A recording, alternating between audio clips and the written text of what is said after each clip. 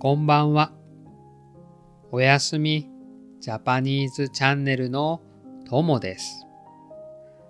今日は日本一短い昔話をお届けします。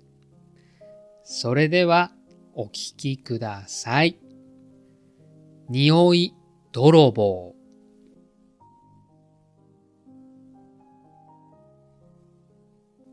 昔あるところにうなぎ屋がありました。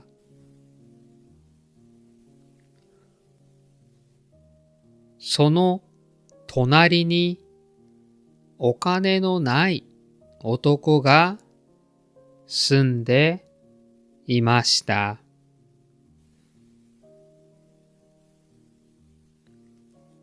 男はうなぎを買うお金がありませんでした。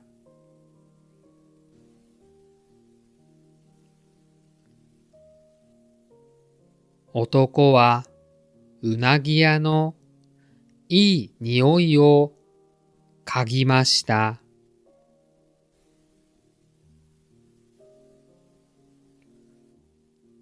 そして白いご飯を食べました。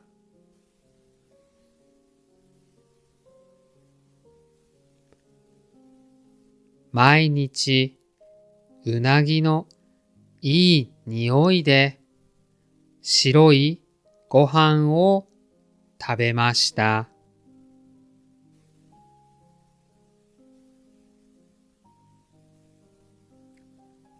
ある日、うなぎ屋の主人が怒って言いました。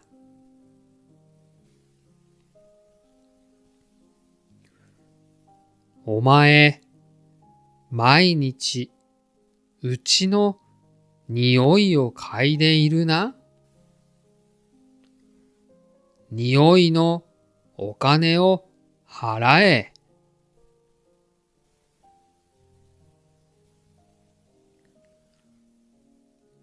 男はとても困りました。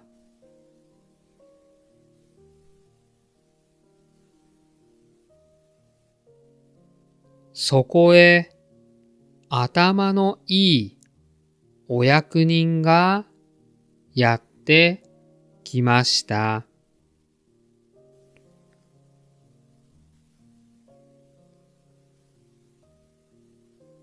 私が代わりに払おう。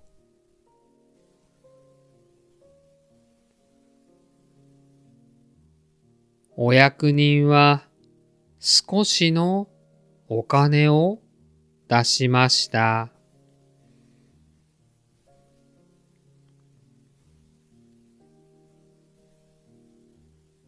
そしてそれを手の上でじゃらじゃらと鳴らしました。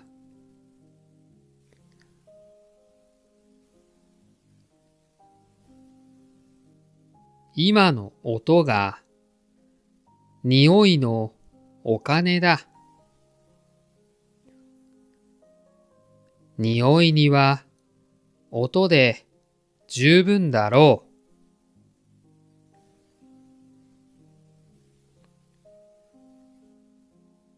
うなぎ屋の主人は何も言えなくなりました。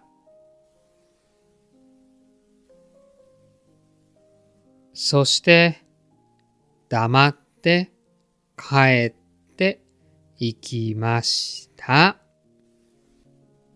おしまい。うなぎ屋さんはお金の音を聞いてどんな気持ちだったでしょうか。とんちの効いた面白いお話でしたね。さて、問題です。お役人はうなぎ屋さんに何でお金を払ったでしょうか？ 1、本物のお金。2、お金の音。答えはコメント欄にあります。チェックしてみてくださいね。それではおやすみなさい。いい夢を。